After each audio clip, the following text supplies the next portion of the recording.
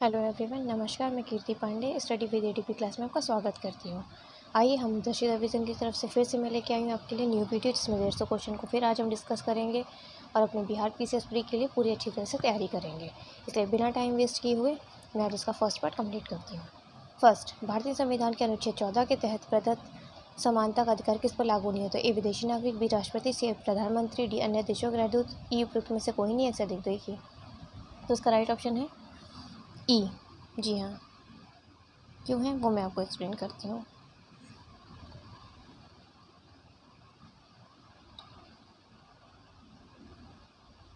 क्योंकि देखिए, जब अनुच्छेद 14 के तहत हमारे भारत के राज्य क्षेत्र के भीतर राज्य किसी व्यक्ति को कानून की समक्ष समानता या कानूनों के समान संरक्षण से वंचित नहीं करेगा। और अनुच्छेद 14 जो है कानून की समक्ष समानता और कानूनों के समान संरक्षण की गारंटी देता है। राष्ट्रपति, राज्यों के राज्यपाल, विदेशी संप्रभु और अन्य देशों के राजदूत उन लोगों में से है जो समानता के अधिकार के अपवाद है।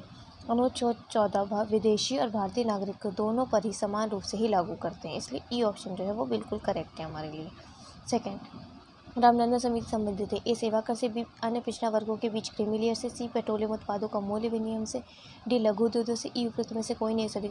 देखिए, इसका जो राइट ऑप्शन है वो बी है। जी हाँ, अन्य पिछड़ा वर्ग में क्रीमी लेयर की पहचान के लिए रामनंदन कमेटी का गठन किया गया था तथा इसने वर्ष 1993 में अपनी रिपोर्ट प्रस्तुत की थी, जिसे स्वीकार कर लिया गया था। थर्ड, भारत में निम्नलिखित में से किस प्रधानमंत्री ने मंडल आयोग की नियुक्ति की थी? इंदिरा गांधी, बी मोरारजी देसाई, सी वीपी सिंह ने, डी चौधरी चरण सिंह ने, ई उपयुक्त में से कोई नहीं सही। The right option is B, जी मोरारजी देसाई ने। जी हाँ, वर्ष 1979 में मोरारजी देसाई ने वीपी मंडल की अध्यक्षता में द्वितीय पिछड़ा वर्ग आयोग की नियुक्ति की थी। इन्होंने अपनी रिपोर्ट प्रस्तुत की थी 1980 में, जिसमें सामाजिक एवं शैक्षिक रूप से पिछड़े वर्गों के रूप में 3743 जातियों की पहचान भी की थी। अनुसूचित जाति और अनुसूचित जातियों जनजाति को छोड़कर कुल आबादी का लगभग 52% थी, जो कि आयोग ने अन्य पिछड़ा वर्ग के लिए 27% सरकारी नौकरियों के आरक्षण की सिफारिश की, ताकि सभी SC, ST और OBC के लिए कुल आरक्षण 50% हो जाए। और ये नेक्स्ट क्वेश्चन की ओर चलते हैं। फोर्थ क्वेश्चन हमारा है, निम्नलिखित में से कौन सा ऐसे मौलिक अधिकार विदेशियों के लिए उपलब्ध नहीं है? अनुच्छेद 15 के तहत किए गए प्रावधान, बी अनुच्छेद 20 के तहत किए गए प्रावधान, सी अनुच्छेद 22 के तहत किए गए प्रावधान, डी अनुच्छेद 21A के तहत किए गए प्रावधान, ई उपयुक्त में से कोई नहीं सही। The right option is A. जी हाँ, निम्न कुछ प्रावधान ऐसे हैं जो केवल भारत के नागरिकों के लिए ही उपलब्ध है, विदेशों के लिए नहीं है। जी, उसमें हमारे सबसे पहला जो है धर्म, नस्ल, जाति, लिंग तथा जन्म स्थान के आधार पर जो भेदभाव करने निर्देश है वो अनुच्छेद 15 के तहत आता है, जो विदेशों के लिए नहीं माना जाएगा। आइए फिफ्थ क्वेश्चन की ओर बढ़ते हैं। संविधान के निम्नलिखित में से किस अनुच्छेद में राज्य की परिभाषा दी गई? अनुच्छेद 10, बी अनुच्छेद 11, सी अनुच्छेद 12, डी अनुच्छेद 13, ई उपयुक्त में से कोई नहीं सकता। Right option C. जी हाँ, मौलिक अधिकारों से संबंधित विभिन्न प्रावधानों में राजस्व शब्द का प्रयोग किया गया था। भाग 3 के अनुच्छेद 12 के तहत राज्य शब्द को परिभाषित किया गया। इसके अनुसार राज्य में निम्नलिखित शामिल होती: भारत की सरकार और संसद जैसे केंद्र सरकार के कार्यकारी तथा विधायक, राज्य की सरकार और विधायिका जैसे राज्य सरकार के कार्यकारी और विधायक, सभी स्थानीय प्राधिकरण यानी नगर पालिका, पंचायतें, जिला बोर्ड, सुधार ट्रस्ट इत्यादि, अन्य सभी प्राधिकरण जैसे वैधानिक या गैर संवैधानिक प्राधिकरण, LIC और एजेंसी, सील एंड आदि। सिक्स्थ क्वेश्चन, संविधान के किस अनुच्छेद के अंतर्गत किसी भी धर्म के प्रचार के लिए करों में भुगतान की छूट दी गई? अनुच्छेद 25, बी अनुच्छेद 26, सी अनुच्छेद 27, डी अनुच्छेद 28, ई उपयुक्त में से कोई नहीं सही। राइट ऑप्शन है सी अनुच्छेद 27। जी हाँ, धार्मिक मामलों के प्रबंधन की स्वतंत्रता जो अनुच्छेद 26 में दी गई है, जबकि किसी भी धर्म के प्रचार के लिए करों में जो भुगतान की छूट है वो अनुच्छेद 27 में मिलती है। और कुछ जहाँ शिक्षण संस्थानों में जो धार्मिक शिक्षा या पूजा में भाग लेने की स्वतंत्रता वो अनुच्छेद 28 की तरफ से मानी जाती है। और जो अनुच्छेद 25 से बनता करे स्वतंत्रता और धर्म के अबाध रूप से मान्य आचरण और प्रचार करने की स्वतंत्रता हमें अनुच्छेद 25 देता है। और ये सेवन्थ क्वेश्चन, निम्नलिखित में से किन कानूनों के योग में सही सम्मिलित नहीं है? ए आंतरिक सुरक्षा व्यवस्था अधिनियम मीसा 1971, बी आतंकवादी एवं विध्वंसकारी गतिविधियों निरोधक कानून टाडा 1985, सी आतंकवादी निवारण अधिनियम पोटा 2002, डी गैर कानूनी गतिविधियां रोकथाम अधिनियम यूपा 2004, ई उपयुक्त में से कोई नहीं सही। राइट ऑप्शन इज डी, गैर कानूनी गतिविधियां अधिनियम यूपा 2004। तो बता दूं, जो हमारा आंतरिक सुरक्षा व्यवस्था अधिनियम मीसा है वो 1971 में ही आया था, जो कि 1918 में निरस्त भी हो गया था। फिर हमारी बात हो रही है यहाँ पर टाडा से आतंकवादी एवं विध्वंसकारी गतिविधियां निरोधक कानून, जो 1985 में आई थी और 1995 में निरस्त कर दी गई थी। फिर आतंकवादी निवारण अधिनियम जो पोटा वो 2002 में आया था और 2004 में निरस्त हो गया था। लेकिन जो हमारा गैर कानूनी गतिविधियाँ अधिनियम यूपा है वो 1967 में आया था, जो कि इसमें हमारे 2004 किए गए, इसलिए गलत है।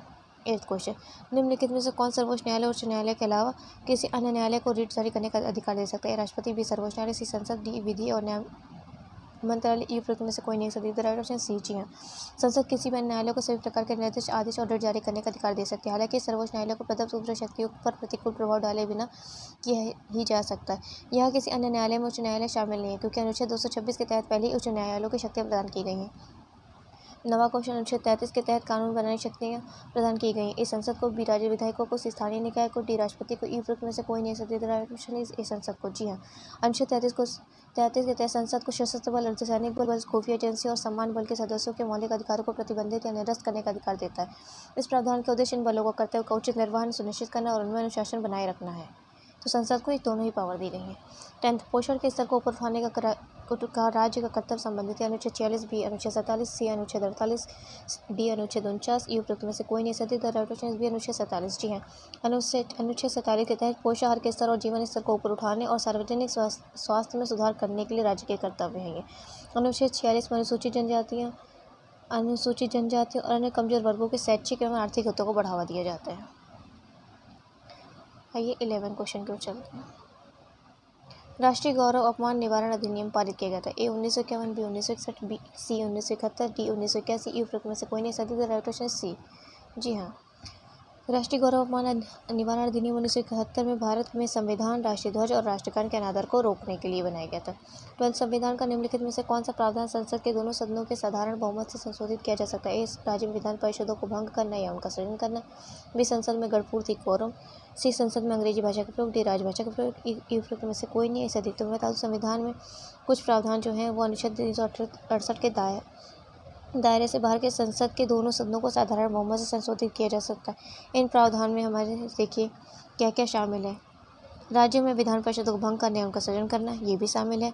संसद में गणपूर्ति कोरम का भी सृजन किया जा सकता है। संसद सदस्यों का वेतन और भत्ते को भी निर्वाह कर सकते। संसदीय कार्यवाही के नियम में संसद में अंग्रेजी भाषा का प्रयोग भी है और राजभाषा का भी प्रयोग किया जा सकता है। सारे ऑप्शन सही हैं, तो ई ऑप्शन हमारे लिए, तो इसका जो राइट ऑप्शन है वो ई होगा। जब हमारे पास एक से अधिक ऑप्शन सही होंगे तो ई ऑप्शन को हम करेक्ट मानते हैं। 13 क्वेश्चन, 101 में संविधान संशोधन अधिनियम 2016 द्वारा निम्नलिखित में से किस अनुच्छेद में संशोधन किया गया है। ए अनुच्छेद 238 ए, बी अनुच्छेद 267, सी अनुच्छेद 279 ए, डी अनुच्छेद 43 ए, ई उपयुक्त में से कोई नहीं सदी। तो right option is C.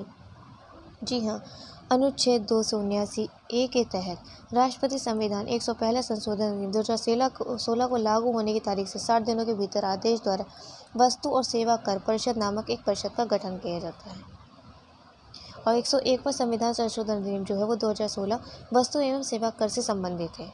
14 question, भारतीय राज्य व्यवस्था के संदर्भ में निम्नलिखित में से कौन सी घटना सबसे पहले हुई थी। ए प्रथम संविधान संशोधन अधिनियम, बी शंकरी प्रसादवाद, सी गोलोकनाथवाद, डी केशवानंद भारतीवाद, ई उपयुक्त में से कोई नहीं। अधिक राइट ऑप्शन से प्रथम संविधान संशोधन अधिनियम होता है। जी हाँ, अनुच्छेद 368 के तहत संसद द्वारा मौलिक अधिकार में संशोधन किया जा सकता है, यानी ये सवाल संविधान के लागू होने के 1 साल के भीतर ही सर्वोच्च न्यायालय के विचार हेतु आया था। और जो शंकरी प्रसादवाद था वो उसके बाद 1951 में आया था।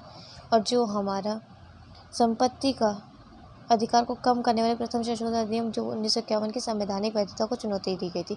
गोलोकनाथवाद हमारा 1967 का है और केशवानंद भारतीवाद 1973 का है। इसलिए right option is A. 15 question, निम्नलिखित में से कौन सा या से संविधान की एकात्मक विशेषता नहीं। ए एकल नागरिकता, बी एकीकृत न्यायपालिका, सी आपातोपन, डी द्विसदस्य नेता, ई उपयुक्त में से कोई नहीं। मैं बता दूं, भारतीय संविधान की संघात्मक विशेषताएं काफ़ी रही हैं। और जो एकात्मक की बात करें, एकात्मक विशेषताएं वो जो निम्नलिखित हैं। सशक्त केंद्र, राज्य विनाशी नहीं, एकल संविधान, संविधान का लचीलापन, एकीकृत न्यायपालिका, राज्य प्रतिनिधित्व में कोई समानता नहीं, आपात उपबंध, एकल नागरिकता, अखिल भारतीय सेवाएं आदि रहीं। परंतु जो डी ऑप्शन है वो नहीं है, द्विसदस्य नेता हमारे यहाँ नहीं मानी जाती है।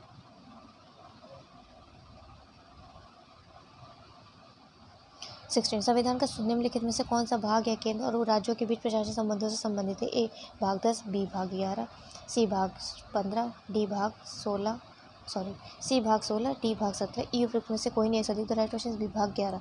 यह संविधान के भाग 11 में अनुच्छेद 256 से 263 तक केंद्र व राज्य के बीच प्रशासनिक संबंधों की व्याख्या की गई। इसके अलावा इस संबंध में कोई अनुच्छेद भी है। 17, संविधान का निम्नलिखित में से कौन सा अनुच्छेद संघ द्वारा कुछ राज्यों को अनुदान से संबंधित है। ए 243, बी अनुच्छेद 263, सी अनुच्छेद 275, डी अनुच्छेद 279 ए, ई उपयुक्त में से कोई नहीं। सदी राइट ऑप्शन सी अनुच्छेद 275। जी हाँ, अनुच्छेद 275 संसद को इस बात का अधिकार प्रदान करता है कि वह राज्यों को आवश्यकता पड़ने पर अनुदान उपलब्ध कराए। इसके अलावा अलग अलग राज्यों के लिए सहायता राशि भी भिन्न भिन्न निर्धारित की जा सकती है। यह राशि प्रत्येक वर्ष भारत की संचित निधि पर भारित होती है। 18 अंतर्राज्यीय परिषद का प्रावधान संविधान के किस अनुच्छेद में निहित है? ए अनुच्छेद 262, बी अनुच्छेद 263, सी अनुच्छेद 282, डी अनुच्छेद 283। ई उपरोक्त में से कोई नहीं है। अधिक the right option is B. जी हाँ, अनुच्छेद 263 राज्यों के बीच और केंद्र एवं राज्यों के बीच समन्वय के लिए एक अंतर्राज्यीय परिषद की स्थापना के प्रावधान से संबंधित है। इस प्रकार राष्ट्रपति यदि किसी समय ये महसूस करे कि ऐसी परिषद का गठन सार्वजनिक हित में है तो वह ऐसी परिषद का गठन कर सकता है। 19 निम्नलिखित में से किस प्रधानमंत्री ने अंतर्राज्यीय परिषद की स्थापना की? A Pandit Jawaharlal Nehru, B Rajiv Gandhi, C VP Singh, D PV Narasimha Rao. E उपरोक्त में से कोई नहीं सही राइट ऑप्शन इस सी वीपी सिंह।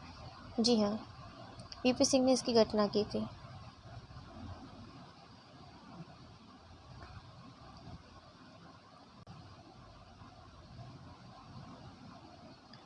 सरकारी आयोग की सिफारिशों का अनुसरण करते हुए वीपी सिंह के नेतृत्व वाली जनता दल सरकार ने 1990 में अंतर्राज्यीय परिषद का गठन किया था। इसमें निम्नलिखित सदस्य होते, प्रधानमंत्री होते थे, सभी राज्यों के मुख्यमंत्री होते थे, विधानसभा वाले केंद्र शासित प्रदेशों के मुख्यमंत्री भी शामिल होते, राष्ट्रपति शासन वाले राज्यों के राज्यपाल होते थे, उन केंद्र शासित प्रदेशों के प्रशासक जहां विधानसभा नहीं होती थी, प्रधानमंत्री द्वारा नामित 6 कैबिनेट मंत्री भी होते थे इसमें शामिल। दिल्ली पर किस क्षेत्रीय परिषद का हिस्सा है? दिल्ली किस क्षेत्रीय परिषद का हिस्सा है? ए उत्तरी क्षेत्रीय परिषद, बी पूर्वी क्षेत्रीय परिषद, सी मध्य क्षेत्रीय परिषद, डी पश्चिमी क्षेत्रीय परिषद। ई उपरोक्त में से कोई नहीं सही। बता दूं, जो हमारा दिल्ली है वो हमारा उत्तरी क्षेत्रीय परिषद से लाग है, क्योंकि उत्तरी क्षेत्रीय परिषद में हमारे कौन कौन से राज्य शामिल होते हैं? हिमाचल प्रदेश, हरियाणा, पंजाब, राजस्थान, दिल्ली, चंडीगढ़, जम्मू और कश्मीर तथा लद्दाख। जबकि हमारा पूर्वी में बिहार, झारखंड, पश्चिम बंगाल और उड़ीसा है। और मध्य क्षेत्रीय परिषद में उत्तर प्रदेश, उत्तराखंड, छत्तीसगढ़ और मध्य प्रदेश है। जबकि पश्चिमी क्षेत्रीय परिषद में गुजरात, महाराष्ट्र, गोवा, दादर और नगर हवेली और दमन दीव है। दक्षिण क्षेत्रीय परिषद में हमारा आंध्र प्रदेश, तेलंगाना, कर्नाटक, केरल, तमिलनाडु और पुडुचेरी है। 21 निम्नलिखित में से कौन सा अनुच्छेद मौलिक अधिकारों पर राष्ट्रीय आपातकाल के प्रभाव का वर्णन करता है? ए अनुच्छेद 358, बी अनुच्छेद 359 ए अनुच्छेद 358, बी अनुच्छेद 359, सी अनुच्छेद 368, डी अनुच्छेद 369। ई उपरोक्त में से कोई नहीं, 100 अधिक। तो बता दो, अनुच्छेद 358 और 359 मौलिक अधिकारों पर राष्ट्रीय आपातकाल के प्रभाव का वर्णन करते हैं। ये दोनों ही ऑप्शन हमारे लिए करेक्ट है। अनुच्छेद 358 अनुच्छेद 19 द्वारा गारंटीकृत मौलिक अधिकारों के निलंबन संबंधित, जबकि अनुच्छेद 359 अन्य मौलिक अधिकारों जिसमें गारंटीकृत को छोड़कर निलंबन संबंधित, इसलिए ऑप्शन ए करेक्ट है। 22 क्वेश्चन पे आते हैं। भारतीय संविधान के भाग 5 के अनुसार निम्नलिखित में से कौन सी संघीय कार्यकारिणी का हिस्सा नहीं? ए राष्ट्रपति, बी उपराष्ट्रपति, सी भारत के महान्यायवादी, डी संसद। ई उपरोक्त में से कोई नहीं सही। डी संसद। जी संविधान के भाग 5 में अनुच्छेद 52 से 58 तक संघ की कार्यपालिका संबंधी संघ की कार्यपालिका में राष्ट्रपति, उपराष्ट्रपति, प्रधानमंत्री, मंत्रिपरिषद और भारत के महान्यायवादी होते, संसद नहीं होता है उसमें। 23 निम्नलिखित में से कौन राष्ट्रपति के चुनाव में भाग नहीं लेता? ए संसद के दोनों सदनों के निर्वाचित सदस्य, बी राज्यों की विधानसभाओं के निर्वाचित सदस्य, सी राज्य विधान परिषदों के निर्वाचित सदस्य, डी विधानसभाओं के मनोनीत सदस्य। ई उपरोक्त में से कोई नहीं सही। सी संसद के दोनों सदनों के मनोनीत सदस्य, राज्य विधानसभाओं के मनोनीत सदस्य और राज्य विधान परिषदों के सदस्य, निर्वाचित और मनोनीत दोनों द्विसदनीय विधायिका के मामले में, और दिल्ली तथा पुडुचेरी की विधानसभाओं के मनोनीत सदस्य राष्ट्रपति के चुनाव में भाग नहीं लेते हैं। तो ई ऑप्शन हमारा करेक्ट होगा। 24 भारत के निम्नलिखित राष्ट्रपति में से कौन सबसे कम अंतर से चुना गया था? A doctor Zakir Hussain, B V Giri, C N Rajiv Reddy, D Ramnath Kovind. E उपरोक्त में से कोई नहीं सही। The right option is B V Giri. जी हाँ, वी गिरी के टाइम पे जो उनके साथ लड़ रहे थे दूसरी पार्टी से, वो एन राजीव रेड्डी थे। इनका जो परसेंटेज रेशियो है वी गिरी का 50.22 रहा है, जबकि एन राजीव रेड्डी का सिर्फ 48.5 रहा है। इन दोनों को अगर हम माइनस करते हैं तो हमारा इनका रेशियो बहुत ही कम निकल के आएगा। सबसे कम रेशियो इन्हीं का है। 25 राष्ट्रपति आमतौर पर लोकसभा में सबसे बड़ी पार्टी या गठबंधन के नेता को प्रधानमंत्री नियुक्त करता है और उसे 1 महीने के भीतर सदन में विश्वास मत प्राप्त करने के लिए कहता है। राष्ट्रपति द्वारा पहली बार इस व्यय का प्रयोग किया गया था। ए 1964 में, बी 1971 में, सी 1979 में, डी 1990 में। ई उपरोक्त में से कोई नहीं सही। राइट ऑप्शन सी 1979 में। जी हाँ, जब लोकसभा में किसी भी दल के पास स्पष्ट बहुमत नहीं होता है तब राष्ट्रपति प्रधानमंत्री के चयन और नियुक्ति में अपने व्यक्तिगत व्यय का प्रयोग कर सकता है। ऐसी स्थिति में राष्ट्रपति आमतौर पर लोकसभा में सबसे बड़े दल या गठबंधन के नेता को प्रधानमंत्री के रूप में नियुक्त करता है और उसे 1 महीने के भीतर सदन में विश्वास मत प्रदान प्राप्त करने के लिए कहता है। राष्ट्रपति इस विवेक का प्रयोग पहली बार वर्ष 1979 में किया था, जबकि नीलम संजीव रेड्डी ने मोरारजी देसाई के नेतृत्व वाली जनता पार्टी सरकार के पतन के बाद चरण सिंह को प्रधानमंत्री नियुक्त किया गया था। 26 बिहार का भौगोलिक क्षेत्रफल: ए 62,416 वर्ग किलोमीटर, बी 75,619 वर्ग किलोमीटर, सी 83,722 वर्ग किलोमीटर, डी 94,163 वर्ग किलोमीटर। ई उपरोक्त में से कोई नहीं सदी। राइट ऑप्शन इज डी 94,163 वर्ग किलोमीटर। बिहार का भौगोलिक क्षेत्रफल 94,163 वर्ग किलोमीटर है।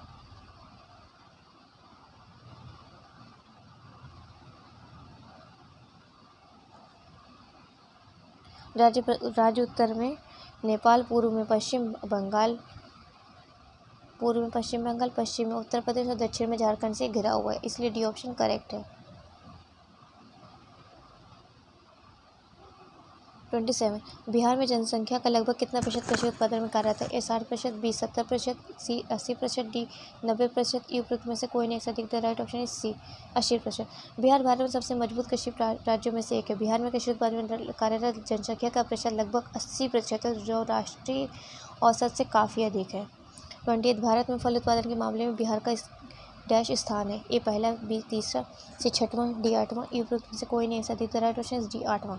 जी हाँ, बिहार भारत में सब्जियों का चौथा सबसे बड़ा उत्पादक है और फलों में से 8वां सबसे बड़ा उत्पादक माना जाता है। 29 जनवरी 2001 में बिहार में के सड़क निर्माण विभाग ने निम्नलिखित में से किस कार्यक्रम के तहत बाईपास सड़कों का निर्माण करने का निर्णय लिया? एक, घर तक पक्की गलियां, बी 7 निश्चय योजना, सी मुख्यमंत्री ग्राम परिवहन योजना, डी बिहार सौर क्रांति सिंचाई। ई उपरोक्त में से कोई नहीं है एक से अधिक। तो देखिए इसका जो राइट ऑप्शन है वो बी है, 7 निश्चय योजना।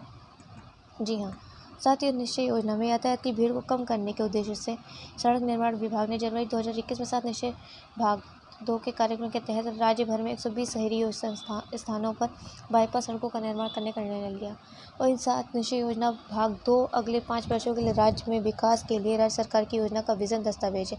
कार्यक्रम में शामिल किए गए जो 7 सेक्टर है वो निम्नलिखित है। रोजगार और कौशल विभाग है, सेकंड शिक्षा है, तीसरा महिला सशक्तिकरण है, चौथा हमारे कृषि और सिंचाई है, 5वां स्वच्छता है, छठा आधारभूत संरचनाएं हैं और 8वां स्वास्थ्य सुविधाएं है। 30 क्वेश्चन, बिहार सरकार ने किस वर्ष के अंत तक राज्य में प्रत्येक कृषि भूमि को कम दर पर बिजली कनेक्शन देने की घोषणा की है? ए जनवरी 2022, बी मार्च 2022, सी नवंबर 2023, डी दिसंबर 2023। ई उपरोक्त में से कोई नहीं सदी। The right option is B March 2022। मार्च 2021 में राज्य सरकार ने घोषणा की है कि वह मार्च 2022 के अंत तक राज्य में प्रत्येक कृषि भूमि को कम दर पर बिजली कनेक्शन प्रदान करेगी। 31 बिहार के कुल कृषि योग्य क्षेत्रफल के कितने प्रतिशत भाग में गन्ने की खेती होती है? ए 2%, बी 3%, सी 4%, डी 5%। ई उपरोक्त में से कोई नहीं सदी। तो बता दूं बिहार में कृषि के अंतर्गत कुल क्षेत्रफल के लगभग 6% क्षेत्र में गन्ना उगाया जाता है। राज्य में 2018-19 के लिए गन्ना उत्पादन का जो टन रहा है वो 182.85 लाख मीट्रिक टन रहा है। यह हमारे पास ऑप्शन में 6% नहीं दिया गया है, तो ये ऑप्शन गलत माना जाएगा। ई पे टिक करेंगे हम यहाँ पे। 32 निम्नलिखित में से कौन सी नदी बिहार के मैदान के 2 असमान भागों में विभाजित करती है? ए Odhni, B Burhi Gandak, C Ganga, D Phalgu. E उपरोक्त में से कोई नहीं से अधिक। The right option is D Phalgu. Sorry, the right option is C Ganga. जी हाँ, बिहार का मैदानी गंगा नदी द्वारा 2 असमान हिस्सों में विभाजित है, जो पश्चिम से पूर्व की ओर मध्य से होकर बहती है। गंगा की अन्य सहायक नदियाँ हैं जो बिहार से होकर बहती हैं, वो हैं सोन, बूढ़ी गंडक, चंदन, ओढ़नी और फल्गु। 33 क्वेश्चन की ओर बढ़ते हैं। बिहार में जिलों की संख्या ए 21, बी 27, सी 33, डी 38। ई उपरोक्त में से कोई नहीं स्थिति। तो देखिए the right option is D 38 राज्य हैं उसमें। और कैसे हैं मैं बता दूँ, मैं नाम ले रही हूँ। संभाग इसमें 9 है, जिले 38 हैं, उप संभाग 101 है, सीडी ब्लॉक 534 है, जो पंचायत की संख्या वो 8,406 है, राजस्व गाँवों की संख्या 45,103 है और कस्बों की संख्या 199 और वैधानिक शहर जो वो 139 है, गैर वैधानिक शहर जो 60 है, पुलिस थाने जो है वो 853 है, सिविल पुलिस स्टेशन 813 है, रेलवे पुलिस स्टेशन 40 है, पुलिस डिस्ट्रिक्ट जो है वो 44 है, सिविल पुलिस डिस्ट्रिक्ट 40 है, रेलवे पुलिस डिस्ट्रिक्ट 4 है। बिहार के एक जिले की औसत जनसंख्या कितनी है? 19,45,723, बी 23,92,128, सी 27,39,459, डी 31,46,637। तो देखिए ई उपरोक्त में से कोई नहीं एक से अधिक। The right option C 27,39,459। Bihar में एक जिले की औसत जनसंख्या 27,39,459 है। 35 क्वेश्चन, बिहार के विषय में निम्नलिखित में से कौन सी जनगणना के आंकड़े सही नहीं है? ए पटना बिहार का सबसे अधिक आबादी वाला जिला है। बी राज्य का जनसंख्या घनत्व 1106 व्यक्ति प्रति वर्ग किलोमीटर है। सी बिहार के पूर्णिया जिले में साक्षरता दर सबसे कम है। डी राज्य में प्रति 1000 पुरुषों पर महिलाओं का अनुपात 918 है।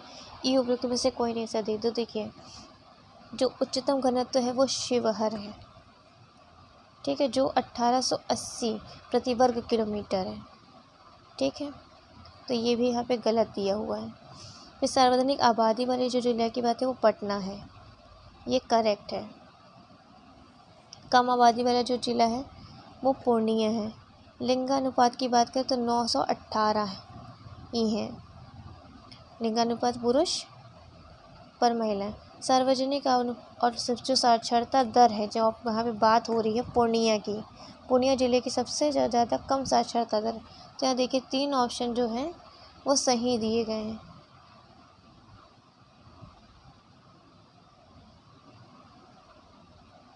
जो जनसंख्या घनत्व की बात हो रही है, राज्य का जो जनसंख्या घनत्व है सबसे कम जो है वो कैमूर का है, जो यहाँ पे सही दिया है। तो ऑप्शन ई इज करेक्ट। इसका जो राइट ऑप्शन है बिहार ने घोषित किया वो ई है। 36 क्वेश्चन, बिहार में राष्ट्रीय उद्यानों की संख्या A2, B3, C4, D5, ई उपरोक्त में से कोई नहीं एक से अधिक। देखिए, पश्चिम चंपारण जिले में स्थित वाल्मीकि राष्ट्रीय उद्यान बिहार का एकमात्र राष्ट्रीय उद्यान है। उद्यान का कुल क्षेत्रफल लगभग 335.65 वर्ग किलोमीटर है, जो यहाँ हमारे ऑप्शन में नहीं दिया गया। 37 निम्नलिखित युग्मों में से कौन से युग्म सही सम्मिलित नहीं है? ए कैमूर अभ्यारण्य रोहतास, बी राजगीर अभ्यारण्य नवादा, सी उदयपुर अभ्यारण्य पश्चिम चंपारण, डी गौतम बुद्ध अभ्यारण्य पटना, ई उपरोक्त में से कोई नहीं एक से अधिक। देखिए, जो राइट ऑप्शन है इसका वो ई है, क्योंकि अली जुब्बा साहनी वो वैशाली में स्थित है, कैमूर अभ्यारण्य रोहतास में ही है, राजगीर अभ्यारण्य हमारा नालंदा में है, और हमारा उदयपुर जो है वो पश्चिमी चंपारण में ही है, और गौतम बुद्ध अभ्यारण्य जो है हमारा वो गया में है। तो देखिए, 2 गलत हैं 2 सही हैं, तो इसलिए हमारा ई ऑप्शन पे हम करेक्ट रखेंगे। 38 बिहार में मुख्यमंत्री बालिका साइकिल योजना के तहत कक्षा में पढ़ने वाली लड़कियों को एक मुश्त 3000 की आर्थिक सहायता दी जाती है। ए 5वीं, बी 8वीं, सी 9वीं, डी 11वीं, ई उपरोक्त में से कोई नहीं एक से अधिक। द राइट ऑप्शन सी 9वीं। जी हाँ, बिहार में मिडिल स्कूल के बाद बहुत सी लड़कियां पढ़ाई छोड़ देती गई थी, क्योंकि हाई स्कूल उनके घर से बहुत दूर स्थित है। ऐसी लड़कियों को नियमित पढ़ाई की सुविधा के लिए मुख्यमंत्री बालिका साइकिल योजना की शुरुआत वर्ष 2007 में की गई थी। इस योजना के तहत 9वीं कक्षा में पढ़ने वाली लड़कियों को एक मुश्त 3000 की आर्थिक सहायता दी जाती है, इसलिए ऑप्शन सी इज करेक्ट। निम्नलिखित में से किस दशक के दौरान बिहार ने पूरे विदेश में अनुसूचित जनजाति के बीच महिला साक्षरता और साक्षरता में अधिकतम वृद्धि दर्ज की? ए 1981 से 1991, बी 1991 से 2001, सी 2001 से 2011, डी 2011 से 2021, ई उपरोक्त में से कोई नहीं एक से अधिक। राइट ऑप्शन इज सी 2001 से 2011। जी हाँ, आंचल योजना इसका नाम है। मुख्यमंत्री अक्षर आंचल योजना ने 2009 से 2010 से कार्यान्वयन में 67 लाख से अधिक महिलाओं को साक्षर बनाया। 2011 की जनगणना में महिला साक्षरता में 20% दश की वृद्धि दर्ज की गई। इस उपलब्धि के कारण बिहार को राष्ट्रीय स्तर का पुरस्कार भी मिला है। 2001-2011 के दशक के दौरान बिहार ने पूरे देश में अनुसूचित जाति अनुसूचित जनजाति के बीच महिला साक्षरता और साक्षरता में अधिकतम वृद्धि दर्ज की। इस उपलब्धि के लिए बिहार को राष्ट्रीय स्तर के पुरस्कार से भी सम्मानित किया गया था। 14 क्वेश्चन, निम्नलिखित में से कौन सी नदी बिहार में गंगा को दक्षिण से आकर नहीं मिलती? A Gandak, B Son, C Punpun, D Kiul, E उपरोक्त में से कोई नहीं सकता। Right option is A Gandak. जी हाँ, गंगा बिहार की मुख्य नदी है, जो हिमालय से निकलने वाली सहायक नदियों से बिहार में मिलती है। घाघरा, गंडक, बूढ़ी गंडक, कोसी, महानंदा और उसकी सहायक नदियाँ उत्तर से तथा पश्चिम की पूर्व की ओर से गंगा में शामिल हो जाने वाली महत्वपूर्ण नदियाँ हैं, इसलिए ऑप्शन ए जो है वो करेक्ट है। 41 क्वेश्चन, बिहार का निम्नलिखित में से कौन सा बांध संबंधित नदी के साथ सही सुमेलित नहीं है? ए फुलवरिया बांध ओढ़नी, बी श्रीखंडी बांध श्रीखंडी, सी खड़गपुर झील बांध कैलाश घाटी, डी गाय घाट बांध भागरा, ई उपरोक्त में से कोई नहीं। द राइट ऑप्शन इज ई है, क्योंकि देखिए फुलवरिया बांध जो है वो नवादा में है, श्रीखंडी बांध जमुई में है जो श्रीखंडी से ही जुड़ी हुई है, फुलवरिया नदी की जो नदी है वो तिलैया नदी है। जो नवादा में है, और हमारा खड़गपुर की बात हो रही है तो ये मुंगरेत में है, और गायघाट है जो मुंगरेत से जुड़ी हुई है। तो जिसमें सब 3 तो इसमें करेक्ट सही से मिले ही नहीं है, इसलिए ऑप्शन ई करेक्ट माना जाएगा। 42 पूर्वी गंडक जल विद्युत परियोजना बिहार के किस जिले में स्थित है? ए Madhepura, B Pashchimi Champaran, C Lakhisarai, D Siwan. उपरोक्त में से कोई नहीं सही the right option is B Pashchimi Champaran. जी हाँ, पूर्वी गंडक जल विद्युत परियोजना जो है ये गंडक नदी की सहायता से बन रही है और ये पश्चिमी चंपारण में जाके पश्चिमी चंपारण जिले में स्थित है। 43 बिहार में गंगा नदी के उत्तर में स्थित जिला या जिले हैं? ए अररिया, बी भागलपुर, सी बक्सर, डी किशनगंज। उपरोक्त में से कोई नहीं सही द राइट ऑप्शन इज ई। गंगा नदी के उत्तर में स्थित बिहार के जिले जो है पश्चिमी चंपारण है, पूर्वी चंपारण है, बेगूसराय है, खगड़िया, सुपौल, मधेपुरा, सहरसा, किशनगंज, अररिया, कटिहार, किशनगंज, दरभंगा, समस्तीपुर, मधुबनी, मुजफ्फरपुर, सीतामढ़ी, सिवान, सारण, वैशाली, गोपालगंज, शिवहर, पूर्णिया है। तो देखिए किशनगंज भी है, अररिया भी है, भागलपुर भी है और बक्सर भी है। तो इसलिए ई ऑप्शन दो हमारे पास किशनगंज और हमारी अररिया नदी गंगा से मिल रही है, तो इसलिए 2 ऑप्शन हमारे पास अगर करेक्ट हो तो हम ई ऑप्शन पे टिक करते हैं। बी है 44 बिहार की मृदा में कमी होती है? ए चूना, बी फास्फोरिक एसिड, सी पोटाश, डी ह्यूमस। ई उपरोक्त में से कोई नहीं सही द राइट ऑप्शन इज ई। बिहार की मृदा में फास्फोरिक एसिड, नाइट्रोजन, ह्यूमस की कमी होती है, लेकिन आमतौर पर मृदा में पोटाश और चूना पर्याप्त मात्रा में मौजूद होता है, इसलिए E option is correct. 45 Bihar का सबसे दक्षिणी जिला है? ए जमुई, बी बांका, सी लखीसराय, डी गया। ई उपरोक्त में से कोई नहीं सही the right option is D गया। बिहार में पश्चिमी चंपारण सबसे उत्तरी जिला है, किशनगंज सबसे पूर्वी जिला और कैमूर सबसे पश्चिमी जिला है, और जो दक्षिणी जिला है वो हमारा गया है। 46 बिहार की भौगोलिक सीमा के संदर्भ में निम्नलिखित युग में से कौन सा ऐसे सम्मिलित नहीं है? ए उत्तर तिब्बत, बी दक्षिण झारखंड, सी पूर्व पश्चिम बंगाल, डी पश्चिम छत्तीसगढ़। ई उपरोक्त में से कोई नहीं सही। तो देखिए बिहार उत्तर में नेपाल होता है, दक्षिण में झारखंड है, पूर्व में पश्चिम बंगाल है और पश्चिम में उत्तर प्रदेश होना चाहिए। 2 ऑप्शन सही, 2 ऑप्शन गलत, तो ई हम करेक्ट करेंगे। 47 दक्षिण बिहार के मैदानों में निम्नलिखित में से कौन शामिल है? ए ताल मैदान, बी किऊल मैदान, सी बागमती मैदान, डी महानंदा मैदान। ई उपरोक्त में से कोई नहीं सही। देखिए उत्तरी बिहार के मैदान में शामिल है घग्गर का मैदान, गंडक का मैदान, बागमती का मैदान, कमला का मैदान, कोसी का मैदान और महानंदा का मैदान। तो देखिए महानंदा का मैदान और हमारे पास गंडक का मैदान। दक्षिणी बिहार के मैदानों में जो शामिल होते हैं वो है शाहबाद का मैदान, मध्य दक्षिण बिहार के मैदान, ताल मैदान, किऊल मैदान। जब 2 ऑप्शन सी हैं 2 गलत हो तो ई ऑप्शन पे करेक्ट करते हैं। 48 क्षेत्रफल की दृष्टि से बिहार का सबसे छोटा जिला है? A Arwal, B Sheohar, C Munger, D Jehanabad. E उपरोक्त में से कोई नहीं सही। The right option is B. Tirhut संभाग में स्थित शिवहर बिहार का सबसे छोटा जिला है जिसका कुल भौगोलिक क्षेत्रफल 443 वर्ग किलोमीटर, इसलिए B option is correct. 49 question किस नदी को समांतर बिहार का शोक कहा जाता है? ए Ganga, B Dhawa, C Kosi, D Phalgu. E उपरोक्त में से कोई नहीं सही। The right option C Kosi नदी को बिहार का शोक नदी कहा जाता है। निम्नलिखित कारणों से बिहार का शोक है। कोसी का औसत जल प्रवाह लगभग 2166 घन मीटर प्रति सेकंड या 76,500 घन फीट से प्रति सेकंड है। बाढ़ के दौरान प्रवाह औसत से लगभग 18 गुना बढ़ जाता है। 24 अगस्त 1954 को उच्चतम दर्ज की गई थी। बाढ़ 24,200 मीटर क्यूब पर सेकेंड या 8,50,000 बन था। कोसी के जलोढ़ बेसिन में उपजाऊ मिट्टी और प्रचुर मात्रा में भूजल है जहाँ कृषि भूमि की बहुत मांग तथा बाढ़ इन सभी जलोढ़ घाटियों को नष्ट कर देती है। 50 क्वेश्चन बिहार में पाई जाने वाली धारवाड़ की चट्टानों के बारे में निम्नलिखित में से कौन सा कथन सही नहीं है? ए ये सबसे पुरानी चट्टानों में से एक है, बी अर्कियन, तलछट, क्वार्टजाइट, फाइलाइट, नाइस शिफ्ट और स्वेलिस धारवाड़ समूह की चट्टानें। सी ये चट्टानें बिहार के दक्षिण पूर्वी भाग में पाई जाती है। डी धारवाड़ की चट्टानों में अभ्रक शिष्ट का वर्चस्व। ई उपरोक्त में से कोई नहीं सही। ये सबसे पुरानी चट्टानों में से एक है। धारवाड़ चट्टानें सबसे युवा चट्टानों में से एक है। चट्टानें प्री कैम्ब्रियन युग की हैं जिसमें चट्टानों का निर्माण रूपांतरित तथा कायांतरित शैलों के रूप में हुआ था। ये मोटे, मध्यम और महीन बनावट वाली होती थी, इसलिए ए ऑप्शन हमारे पास करेक्ट है। 51 हाल ही में खबरों में रहा प्रकाश पोर्टल निम्नलिखित में से किस संबंधित? ए विद्युत संयंत्रों को कोयले की आपूर्ति, बी कोयले का मूल्य निर्धारण, सी स्वयं सहायता समूह, डी अच्छे ऊर्जा परिवहन की निगरानी, ई उपरोक्त में से कोई नहीं। सदी से विद्युत संयंत्रों की कोयले की आपूर्ति। विद्युत संयंत्रों को कोयले की आपूर्ति सुनिश्चित करने के लिए वर्ष 2019 में सरकार ने प्रकाश पोर्टल लॉन्च किया। इस पोर्टल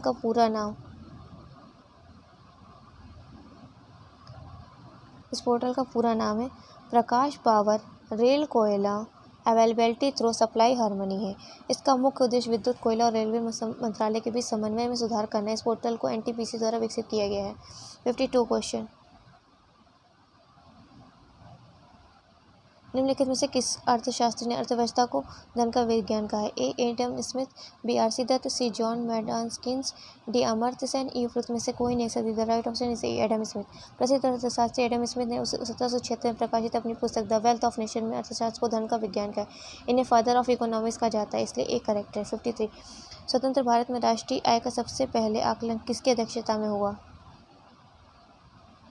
ए RC. Dutt, B CR. Rao, C VK. RV. Rao, D PC. Mahalanobis. E उपरोक्त में से कोई नहीं है। सदी the right option is D PC. Mahalanobis. Bharat के सर्वप्रथम राष्ट्रीय आय का आकलन दादा भाई नौरोजी द्वारा किया गया था, लेकिन स्वतंत्रता पश्चात राष्ट्रीय आय का सबसे पहला सरकारी अनुमान 1948-49 में वाणिज्य मंत्रालय द्वारा किया था। संदर्भ में वर्ष 1949 में पी.सी. महालनोबिस की अध्यक्षता में राष्ट्रीय आय समिति का गठन किया। समिति ने अप्रैल 1951 में वित्तीय वर्ष 1948-49 के लिए देश की राष्ट्रीय आय 8,650 करोड़ तथा प्रति व्यक्ति आय 246.9 बताई।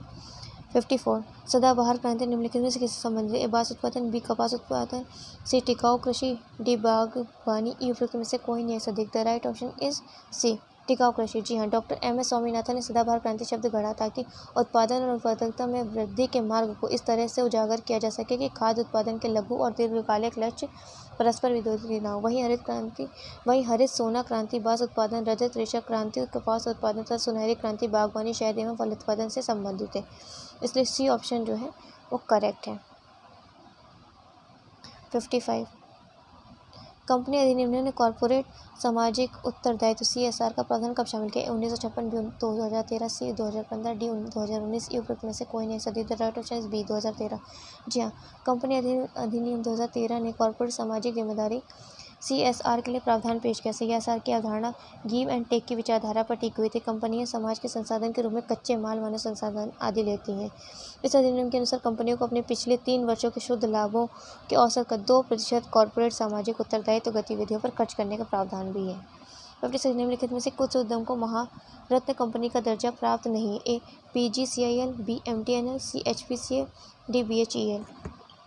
ई उपरोक्त में से कोई नहीं है। एक से अधिक। The right option is B MTNL।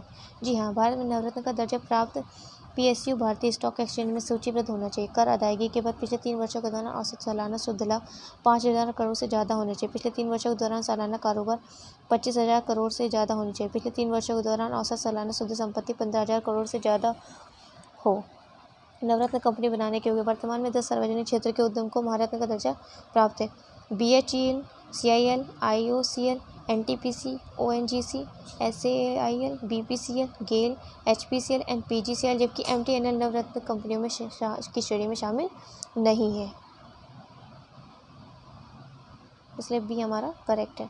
57 राष्ट्रीय विकास परिषद का अध्यक्ष कौन होता है? ए राष्ट्रपति, बी प्रधानमंत्री, सी वित्त मंत्री, डी उपरोक्त में से कोई नहीं या एक से अधिक। द राइट ऑप्शन बी प्रधानमंत्री। जी हाँ, राष्ट्रीय विकास परिषद की स्थापना वर्ष 1952 में की थी। ये एक संविधानोत्तर निकाय है। इसका अध्यक्ष प्रधानमंत्री होता है। अर्थव्यवस्था के विकास के संबंधित मुद्दों पर विवेचन तथा निर्णय लेने के संबंध में एक शीर्ष संस्था है। केंद्रीय मंत्रिपरिषद के सभी सदस्य सभी राज्यों के मुख्यमंत्री, केंद्र शासित प्रदेशों के प्रशासक तथा योजना आयोग के सभी सदस्य इसके पदेन सदस्य होते हैं। 58 क्वेश्चन। निम्नलिखित में से कौन सा युग सुमेलित नहीं है? प्रधानमंत्री श्रम योजना 2020, बी अटल पेंशन योजना 2015, सी प्रधानमंत्री स्वनिधि 2020, डी श्रमेव जयते कार्यक्रम 2014। ई उपरोक्त में से कोई नहीं है। सदी द राइट ऑप्शन ए प्रधानमंत्री श्रम योगी। जी हाँ, फरवरी 2019 में प्रधानमंत्री श्रम योगी मानधन PMSYM योजना श्रम एवं रोजगार मंत्रालय द्वारा आरंभ की गई। यह संगठित क्षेत्र के श्रमिकों के लिए एक पेंशन योजना है। इसमें संगठित क्षेत्र के लगभग 42 करोड़ श्रमिकों को लाभ मिलने की संभावना है। इसके अंतर्गत प्रत्येक अभिदाता को 60 वर्ष की उम्र पूरी होने के बाद प्रति महीने न्यूनतम 3,000 की निश्चित पेंशन मिलेगी। तो 2020 में ना होकर 2019 में आई है।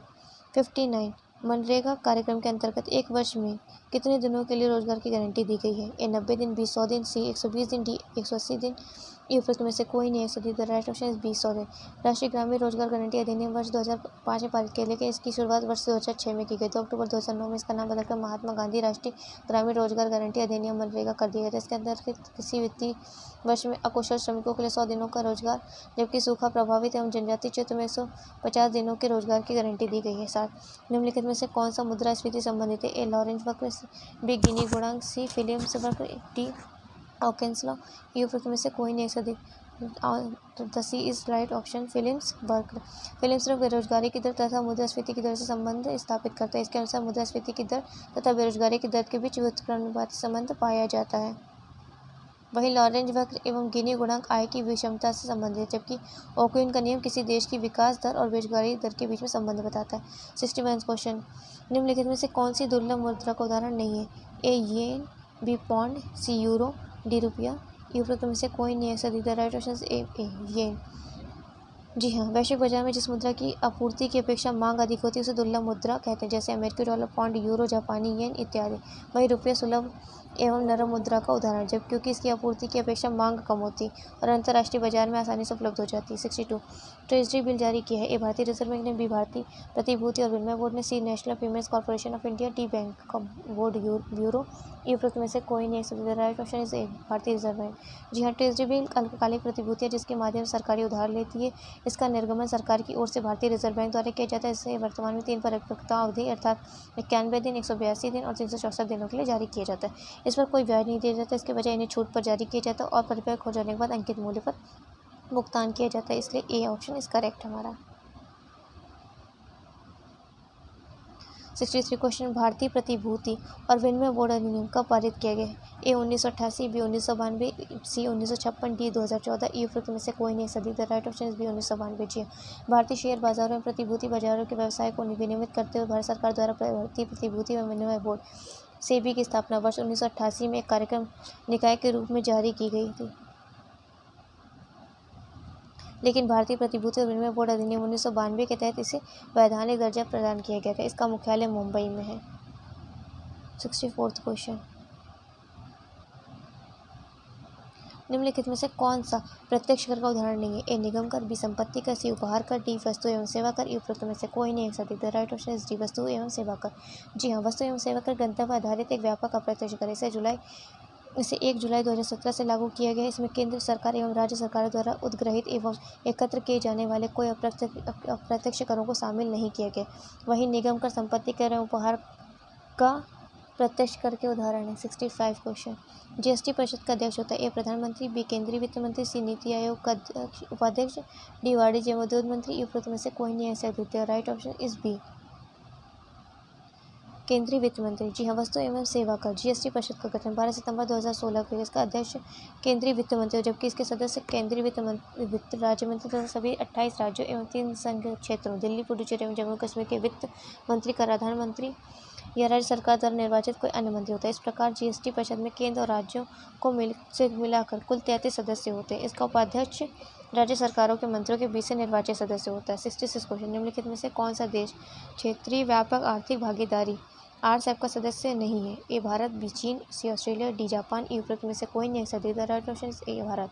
जी हाँ, क्षेत्रीय व्यापक आर्थिक भागीदारी regional cooperation economic partnership RCEP दुनिया का सबसे बड़ा मुक्त व्यापार समझौता है, जो कि 16 देशों के मध्य किया जा रहा है। इनमें 10 आसियान देश तथा उनके FTA भागीदार भारत, चीन, Japan, the Korea, Australia, New Zealand शामिल थे। वर्ष 2019 में भारत के इसमें शामिल न होने के निर्णय के पश्चात अब 15 देश इसका हिस्सा हैं। 67 भारत शंघाई सहयोग संगठन का पूर्व सदस्य कब बना? ए 1996, बी 2001, सी 2017, डी 2019। ई उपरोक्त में से कोई नहीं है। The right option C 2017। जी हाँ, शंघाई सहयोग संगठन SCO की स्थापना वर्ष 2001 में शंघाई समझौते के माध्यम से चीन और कजाकिस्तान, किर्गिस्तान, रूस, तजाकिस्तान एवं उज्बेकिस्तान द्वारा चीन के शंघाई में की गई थी। इसका मुख्यालय चीन के बीजिंग में स्थित है।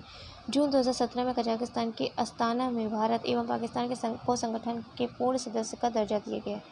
इसलिए ऑप्शन सी इज करेक्ट। 68 निम्नलिखित में से कौन सा बहुआयामी निर्धनता सूचकांक MPI के संकेतों में से एक नहीं है? ए बाल मृत्यु दर, बी विद्यालय में उपस्थिति, सी स्वच्छता, डी इंटरनेट कनेक्शन, ई उपरोक्त में से कोई नहीं है सदी। The right option is D internet connection. जी हाँ, MPI multi dimensional poverty index न केवल आय के आधार पर बल्कि खराब स्वास्थ्य, कार्य की खराब गुणवत्ता और हिंसा के खतरे सहित अन्य संकेतों पर भी निर्भरता को परिभाषित करता है। शिक्षा और स्वास्थ्य के प्रत्येक संकेतक को 1/6 महत्व और जीवन स्तर के प्रत्येक संकेतक को 1/18 महत्व प्रदान किया गया है। MPI को 10 संकेतक शामिल है जो इन 3 श्रेणियों में विभाजित है। पहला शिक्षा, दूसरा स्वास्थ्य और तीसरा जीवन स्तर।